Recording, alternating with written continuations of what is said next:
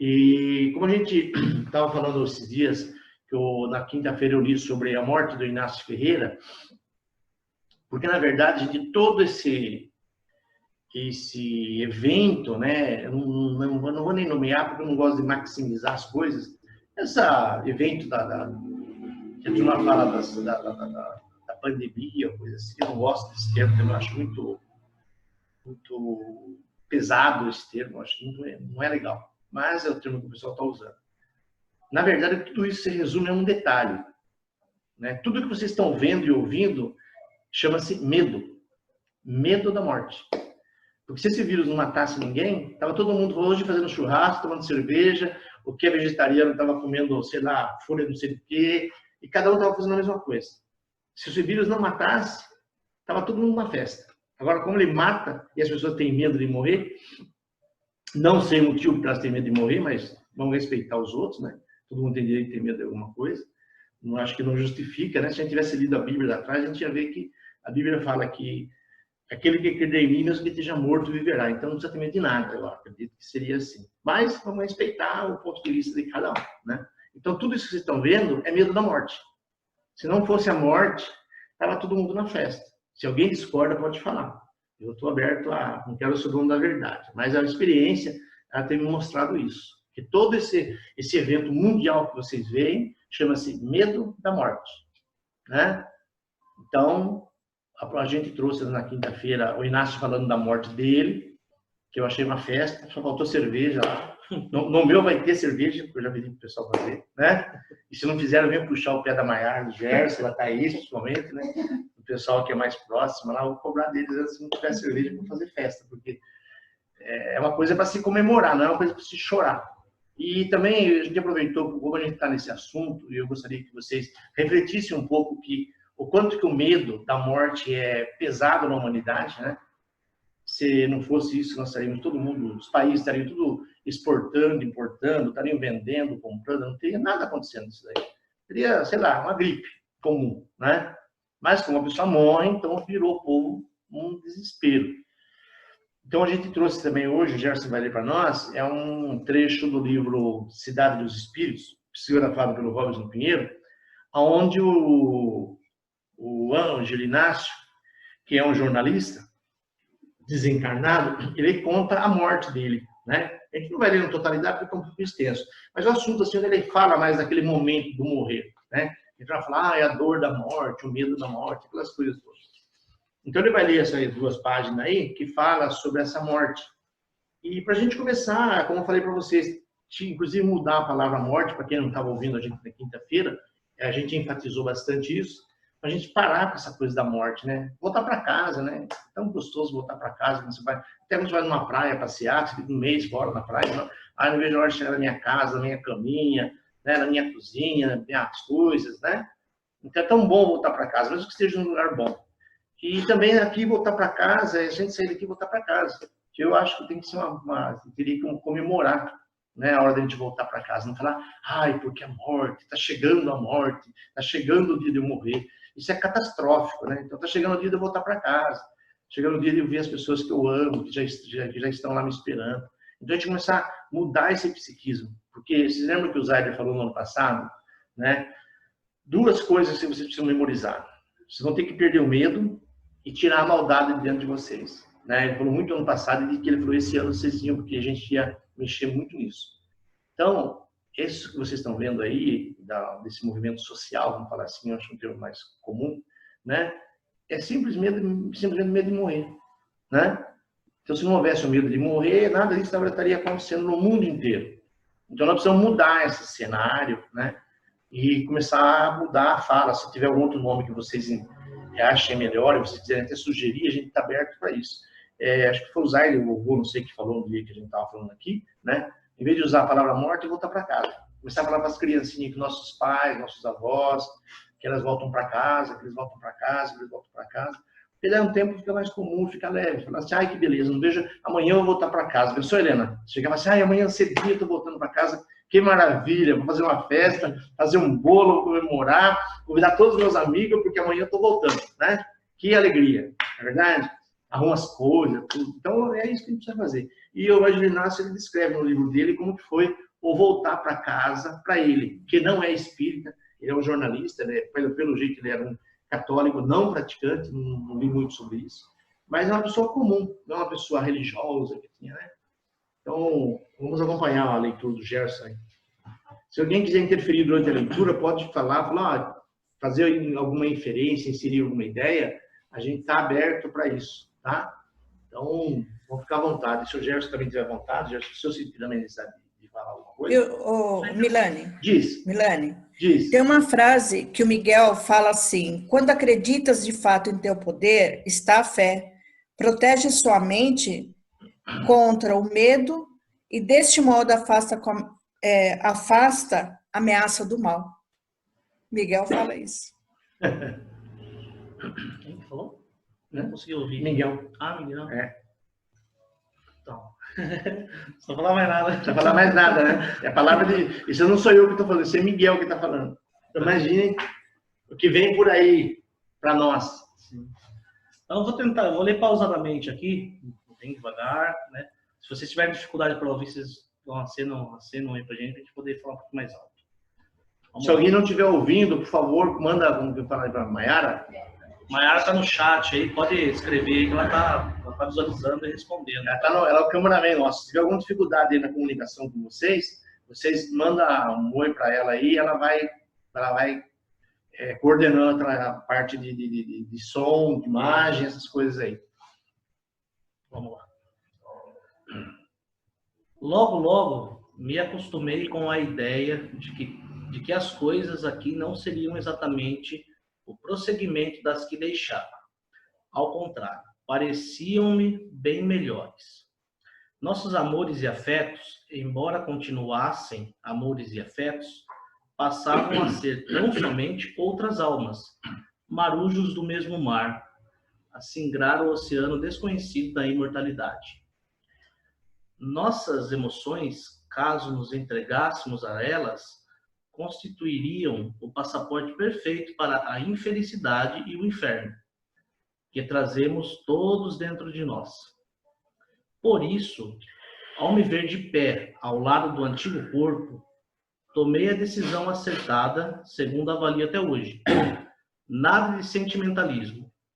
Se na clínica, quando nos últimos momentos, hora ou outra, a tristeza havia me visitado, aqui a curiosidade substituíra por completo a tristeza. Havia a saudade, mas já que dispunha da eternidade pela frente e já que o nada inexistia, então que esperassem os reencontros, que aguardassem as saudades, pois eu ainda teria muita coisa a fazer pelo resto da minha vida eterna. Não escolhi sofrer, e ao pensar assim, descobri que neste lado da existência pensava de maneira absolutamente diferente do que nos derradeiros minutos da antiga existência. A consciência da morte e, paradoxalmente, o fato de que continuávamos vivos parecia modificar por completo a realidade interna, íntima. O pensamento voava, não encontrava apenas pedras no caminho. Havia muito mais que simples pedras no caminho. Havia construções muito mais do que areia. Havia uma civilização invisível em tudo presente, viva, ativa, polutante de vida. E eu agora era parte dessa civilização extracerebral, extrafísica, extracorpórea. Isso era incrível e merecia ser celebrado. Mas eu ainda não tinha acesso ao meu saboroso. Repete de novo esse número que você leu. Isso era incrível e merecia ser celebrado. O que a gente acabou de falar agora há pouco, né? Ele reflete que merecia uma celebração a morte dele, né? Por isso você pode comprar os vinhos, quem gosta de vinho, quem gosta de outras coisas, quem gosta de café, guaraná, Coca-Cola, sei lá, né? Daí comemora com aquilo que gosta. Vegetariano com vegetal, os carnívoros, sei lá. Mas eu ainda não tinha acesso ao meu saboroso vinho Madeira, nem tampouco Martini. Assim, eu comemorava internamente. A Maiara deu risada, como eu não vi, né? Martina e Maiara já deu risada, né? Eu comemorava internamente, com 1000 pensamentos, com sentimentos novos, com uma euforia na alma, que dificilmente eu poderia expressar em palavras. Celebrava o fato de ser um vivo imortal, não um imortal vivo, como aqueles da velha academia de letras. Não, era um vivo imortal, e sem precisar, para tanto, ter sorvido algum exílio milagroso que prolongasse a vidinha do corpo físico. Não dependia mais do limitado corpo envelhecido. E foi então que resolvi testar os poderes ocultos da minha imortalidade. Concentrei-me por longo tempo, na verdade, uns 10 a 15 minutos. Tempo demais para quem é imortal. Concentrei-me de tal maneira que revi o corpo que tivera mais de 20 anos antes. Pensei tão fortemente nele e com tal intensidade e riqueza de detalhes que, ao abrir os olhos, surpreendi-me ao constatar que meu corpo se tornara exatamente igual àquele que visualizei. E tamanha era a alegria ao descobrir o poder fantástico da minha condição de imortal que gritei: Viva! Cerrei o punho direito e, como um adolescente, gritei a plenos pulmões e saí correndo em torno do caixão, zombando do povo que se contorcia para dar o último adeus ao morto, que não estava tão morto como aparentava. Pulei novamente de alegria. Que venham a morte e seus desafios. Sentia-me resoluto agora. Desrespeitei meu próprio velório e gritei e pulei como nunca. A morte até que não é lá grande coisa, não. Ou melhor, a morte, ao menos para mim, era o exílio da vida eterna. Decidi naquele momento mesmo, diante do velho corpo que repousava frio no caixão, a partir dali não sofreria jamais. Resolvi que aproveitaria todo o tempo disponível para ser feliz à minha maneira, isto é, estudando, trabalhando, matando a curiosidade e escrevendo. Escreveria quanto pudesse para falar da vida nova e imortalidade, das descobertas e da realidade da vida além, sem fantasias, sem romantismos, mas da realidade da vida assim como ela é. Algum momento pensaria em como mandar minha produção para a imprensa do mundo antigo, dos que se consideravam vivos, mas por hora descobrira o poder do pensamento, da vontade da imortalidade. E exploraria ao máximo a ocasião, aquele novo momento da minha vida, da existência. Perante o aparente milagre do rejuvenescimento da alma, esqueci-me inclusive das saudades da filha e gritei novamente como um jovem alegre, inebriado com uma vida nova e com as possibilidades que se abriam diante do meu espírito ávido por novidades. Só falar um detalhe, que a filha dele já tinha morrido há pouco tempo antes dele, então ele estava ansioso porque ele ia encontrar com a filha dele, né? Então é por isso que ele menciona a questão da filha dele, que estava recém-desencarnada também. Por novos conhecimentos e, acima de tudo, por trabalho. Viva! Alegre assim, Ângelo. Virei-me rápido para o local onde eu julgara ter vindo a voz. Ainda não via nenhum defunto vivo, além de mim mesmo. Nem ouvira nenhum pensamento, além daqueles provenientes das pessoas que se achavam vivas entre os chamados vivos. Mas ouvir a voz de outro imortal era a primeira vez. Virei-me no mesmo instante... Mais alto? Virei-me no mesmo instante e vi um homem diferente. Sorria, mas de alguma maneira ele era diferente. Seja bem-vindo ao mundo, ao novo mundo, falou sorrindo, um sorrisão disfarçado e discreto. Mirei bem aquele ser estranho, um habitante do novo mundo, da nova vida e da nova civilização onde eu apontara. Era alto, cabelos cortados de tal maneira que me remetia aos militares. roupas que eram estranhas para mim. As calças, semelhantes às bombachas, lembravam soldados do Terceiro Reich.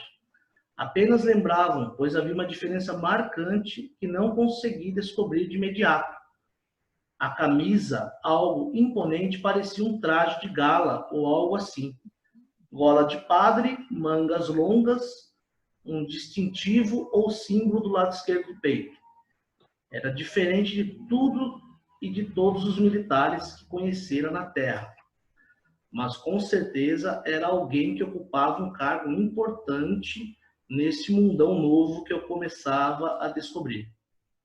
Parecia alguém de uns 30 a 35 anos no máximo. Eu analisava cada detalhe. E ele soube disso. Sorriu agora um sorriso largo, magnético e enigmático. Eu sou o Jamar, muito prazer. E eu me chamo Ângelo Inácio, muito prazer também. Medindo-me como a penetrar meus pensamentos e eu, incomodado com esse fato, acentuou bem as palavras. Ora, já que você conseguiu chegar aqui sem o peso da culpa que muitos forjam em suas mentes, parece claro que se liberou conscientemente de uma carga muito pesada. Não percamos tempo. Você não pode mais continuar aqui. Vamos embora. Continuar aqui? Ir embora? Ou você pensa que continuará velando o próprio corpo como se esse povo todo aí, ainda mais agora que já descobriu a inutilidade dessa despedida que fazem, e como já sabe dos pensamentos que passam pela cabeça daqueles que o homenageiam, então, por que ficar aqui, perdendo tempo? Temos muita coisa pela frente, há muito trabalho por fazer, e você precisa começar logo. Tem que se preparar para voltar. Voltar para onde? Na hora certa você saberá. Por hora, temos que sair daqui. Outros espíritos já estão a caminho para fazer o que tem que ser feito. Hesitei por alguns momentos, até que o vi envolvido por uma luz quase mística. Ao redor, irradiações magnéticas desenhavam o que me pareciam asas, como se fosse um anjo ou algo do gênero. A visão foi muito rápida, porém o suficiente para saber que lidava com alguém especial, ou no mínimo diferente de tudo e todos que eu conhecia. Desembanhou em seguida uma espada, até então não percebida, e brandiu-a no ar. À medida que intensificava aquelas energias em torno de si, na forma de asas, conforme interpretei na ocasião, suas roupas pareciam se diluir numa frequência diferente, numa luz também distinta, mas que lhe conferia a aparência de um anjo guerreiro. Talvez meu anjo, o anjo da guarda, e minha mente de imediato fez as conexões necessárias, a fim de que não me demorasse mais ali. Não poderia recusar o convite de um ser desses. Eu era convidado para ir ao lado dele, para sei lá onde, e soube que não havia como recusar. Aí continua o livro aqui. Aí quem quiser ler o desfecho, o início, todo o processo, né? A gente separou essa parte, que é a parte que retrata um pouco mais aquele momento da morte, o medo da morte, né? A dor da morte. Então, e como o assunto está muito ligado, todos os problemas que a sociedade está vivendo, está ligado ao medo de morrer, então acho que nada melhor do que a gente trazer, né, esse tema, não da forma apocalíptica que o povo está vendo, mas mostrar assim a fragilidade, né? Quanto que a ignorância humana faz que a gente sofra coisas que não são necessárias, né? Então, ele mesmo fala que era uma coisa que merecia uma comemoração, né? Sim. Então, a gente está vendo assim quanta distorção existe por causa do desconhecimento da realidade. Então, acho que eu gostaria de ouvir um pouco de vocês, como que é isso para vocês. Não precisa concordar com o que a gente está falando, né? Então, apenas a visão do Inácio, do Ângelo Inácio, do Inácio Ferreira, né? Quem conhece a história do Chico, também o desencarne do Chico. Tem vários desencarnes aí que a gente conhece. Então, tem muita gente que fala, porque nunca ninguém voltou para contar. Milhões de pessoas já voltaram para contar como que é a morte. Existem, sim, algumas que são trágicas, né? Como eu falei para vocês, se vocês forem ler Divina Comédia, Memórias de um Suicida, vocês vão encontrar outras informações lá. Nós estamos falando aqui das pessoas comuns, né? O Inácio é um homem comum, jornalista. O Inácio Ferreira é um homem comum, é um médico. Então, nós estamos falando da normalidade, nós estamos falando das regras, não das exceções. Todo mundo tem contato com muita gente, mas é um trabalho a ser feito, porque, na verdade, gente, velhas crenças, né, que eles falam, vários orientadores falam das velhas crenças, né? Então, é uma crença que a morte, a dor da morte, a morte é um castigo, Deus castiga com a morte e tal. Então, tem todo um monte de baboseira aí da morte, né? Então, existe um trabalho a ser feito que a espiritualidade vem pedindo, que Deus vem pedindo para nós, para a gente desmistificar isso, né? Porque Deus nunca colocaria a morte como um traço de castigo para nós, né? A própria doença para nós é um processo do quê? Da gente se cuidar melhor, da gente se olhar, da gente se melhorar, né? Então, a gente não acha que é castigo, não.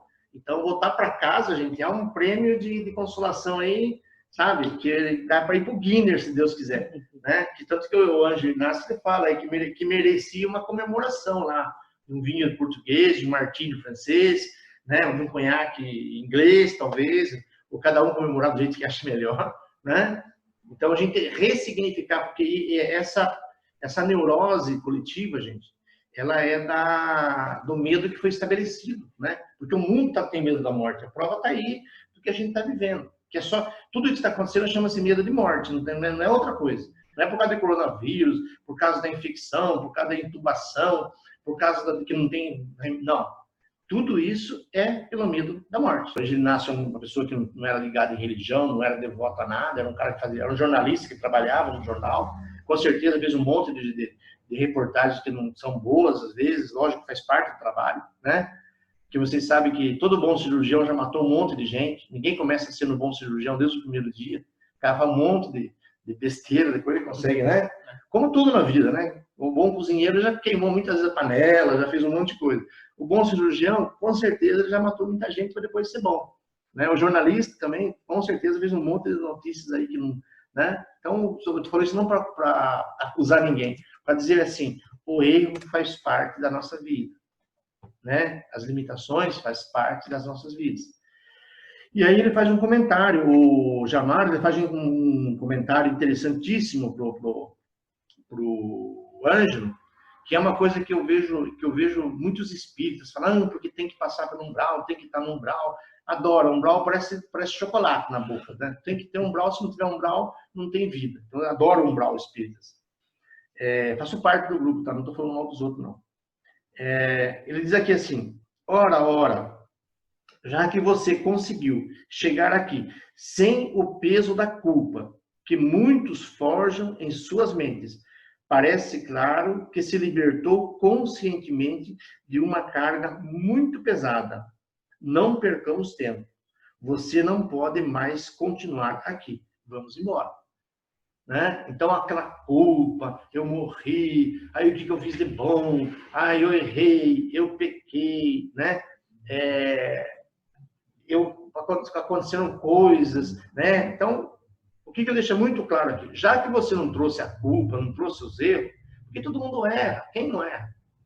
Né? Então, a gente precisa começar a ficar mais inteligente.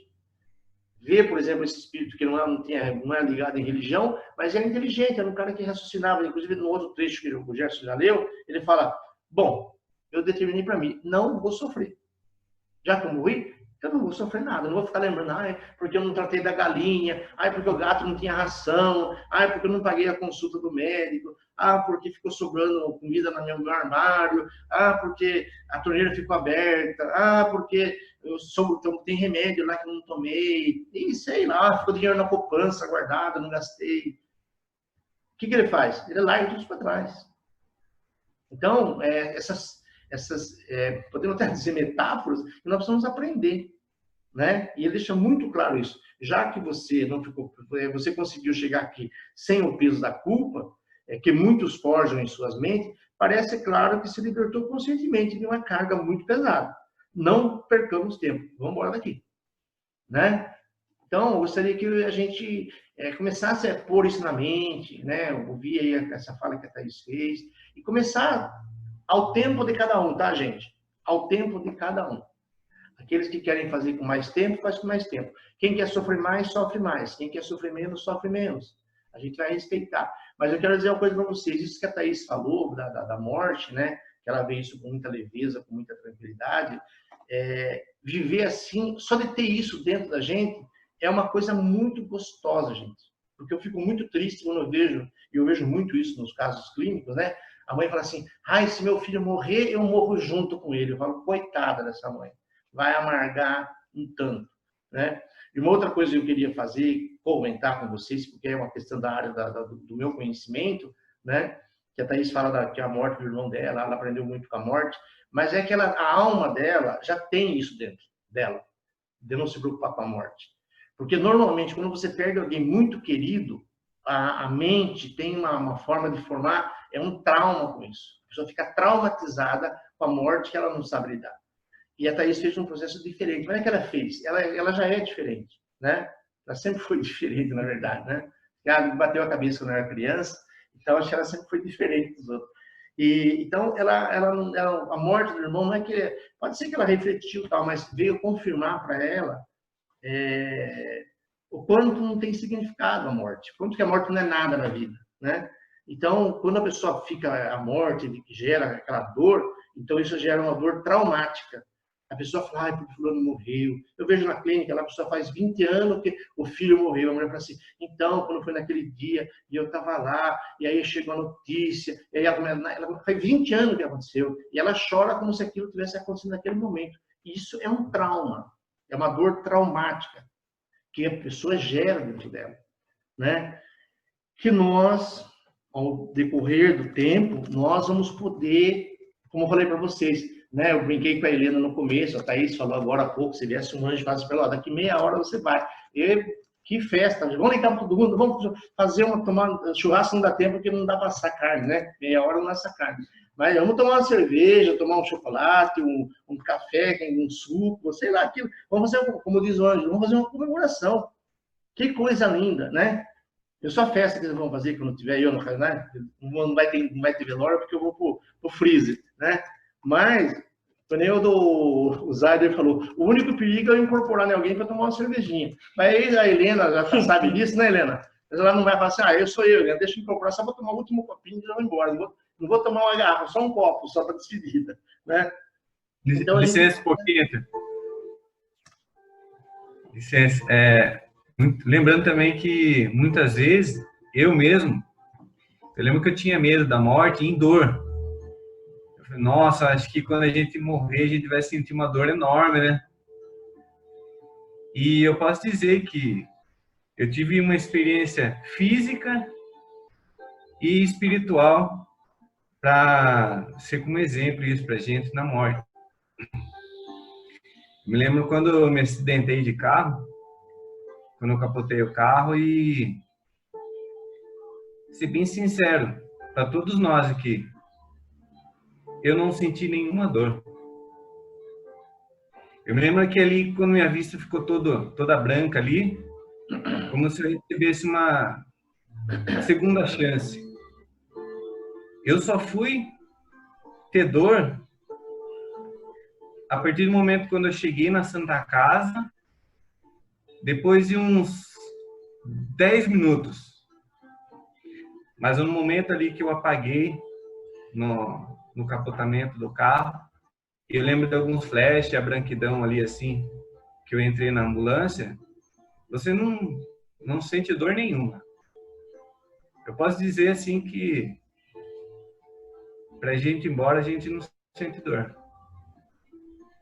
Eu creio que o medo também, posso ser bem convencido a dizer isso, que é pura paz pra gente ir embora. Muitas vezes a gente tem esse medo, né? Porque eu tinha. E isso veio para morrer dentro de mim. Que na hora que chegar a nossa hora, a gente vai totalmente em paz e sem dor nenhuma. Seja dor emocional, física, consciencial, totalmente em paz. A gente vai muito bem. Perfeito.